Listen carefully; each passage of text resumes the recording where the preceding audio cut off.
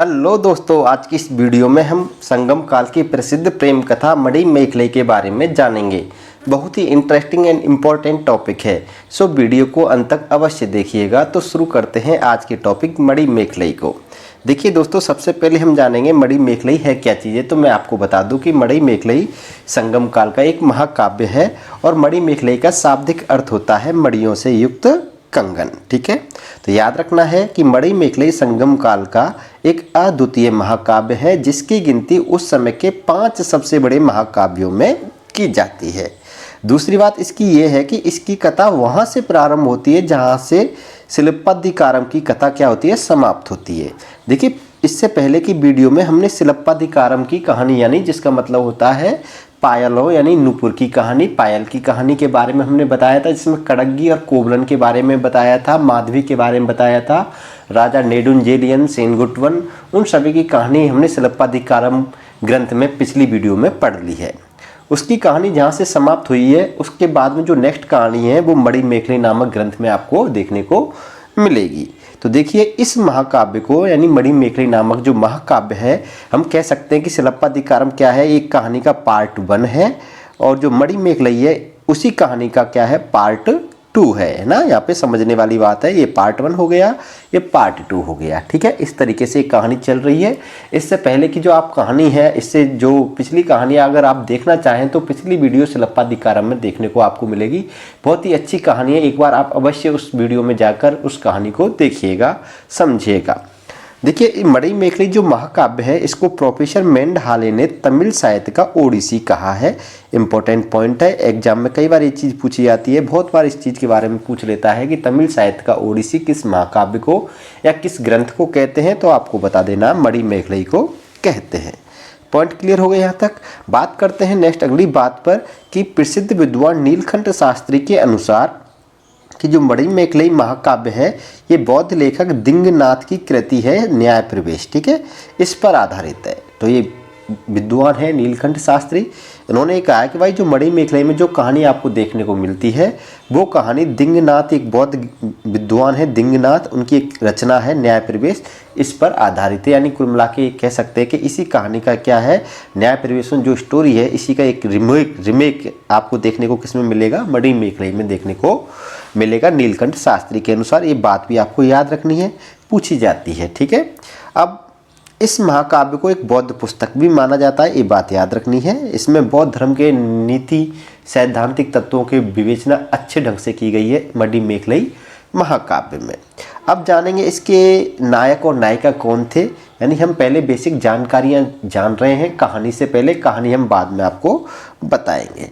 तो नेक्स्ट अगली बात हम करते हैं इसके लेखक की कि इस ग्रंथ के लेखक कौन है। तो मैं आपको बता दूं कि इस ग्रंथ के लेखक हैं शीतलई सतनार, जो मदुरई का क्या था, एक बौद्ध अन्य व्यापारी था। यानी एक व्यापारी है, बौद्ध धर्म से संबंधित है, एक बौद्ध है और एक मदुरई का निवासी है। कौन, शीतलई सतनार। इसने मणिमेखलाई नामक ग्रंथ को लिखा है। ये चीज़ भी एग्जाम में बहुत ज़्यादा पूछी जाती है। बात करते हैं इसके नायक की कि इस महाकाव्य का जो नायक है वो नायक कौन है। तो नायक है उदय कुमारन। ठीक है, नायक का नाम है उदय कुमारन और एक चोल राजकुमार है, यानी चोल वंश का क्या है, एक राजकुमार है ये। और इसकी जो कहानी है, नायिका है, वो है मणिमेखलाई और संपूर्ण कहानी मणिमेखलाई के इर्द गिर्द ही घूमती है। ठीक है, जो इसकी मेन किरदार है नायिका है। ठीक है, जो कोवलन व माधवी से क्या है, उत्पन्न पुत्री है, यानी कोवलन और माधवी की पुत्री है। कोवलन और माधवी के बारे में संपूर्ण जानकारी हमने पिछली वीडियो शिलप्पाधिकारम की कहानी में हमने इनके बारे में आपको अच्छे से बता दिया है। अब बात करते हैं मणिमेखलाई का शाब्दिक अर्थ क्या होता है। तो मैंने अभी बताया कि मणियों से युक्त कंगन मणिमेखलाई का क्या होता है, शाब्दिक अर्थ होता है। अब जानते हैं हम कहानी के सारांश।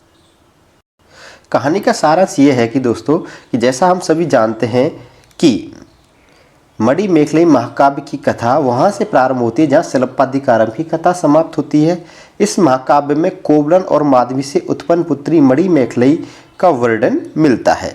ये बात याद रखनी है कि इस जो मणिमेखलाई ग्रंथ है इसमें किसका वर्णन मिलेगा आपको, मणिमेखलाई के बारे में वर्णन मिलेगा और कोवलन और माधवी का जो वर्णन है आपको शिलप्पाधिकारम ग्रंथ में मिल जाता है। ठीक है, ये बात याद रखनी है। अब देखिए आगे की बात हम करें तो कि माधवी अपने प्रेमी, इस ग्रंथ में बताया गया है मणिमेखलाई में कि जो माधवी होती है वो अपने प्रेमी कोवलन की मृत्यु का समाचार सुनकर बौद्ध बिछुड़ी बन जाती है। माधवी का प्रेमी होता है कौन? कोवलन। और कण्णगी के पति होते हैं कोवलन, ये बात याद रखनी है आपको। तो कोवलन की मृत्यु का समाचार सुनकर माधवी क्या हो जाती है? बौद्ध बिछुड़ी बन जाती है। उसी प्रकार हम बात करें मणि मेखले की, इस कहानी में, इसी महाकाव्य में क्या कहानी मिलेगी, तो आपको समझना है कि मणि मेखलाई है ये अपनी नृत्य विद्या और आकर्षक सौंदर्य के लिए प्रसिद्ध थी और इसके सौंदर्य से आकर्षित होकर चोल राजकुमार उदय कुमारन मणि मेखलाई से क्या करने लग जाता है? प्रेम करने लग जाता है और उसे प्राप्त करने का प्रयत्न करता है, उसका पीछा करता है और हर तरीके के क्या करता है? प्रयास करता है।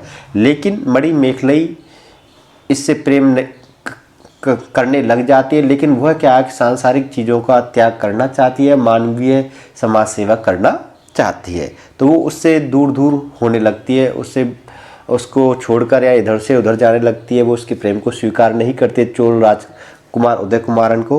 यानी कुल मिला के कह सकते हैं इस पूरी स्टोरी में चोल राजकुमार उदय कुमारन का इसको प्राप्त करने का प्रयत्न और मणि मेखलाई को इससे दूर होने का प्रयत्न, यानी इसको स्वीकार ना करने का प्रयास, इन सभी के बारे में आपको इस कहानी में देखने को मिलेगा।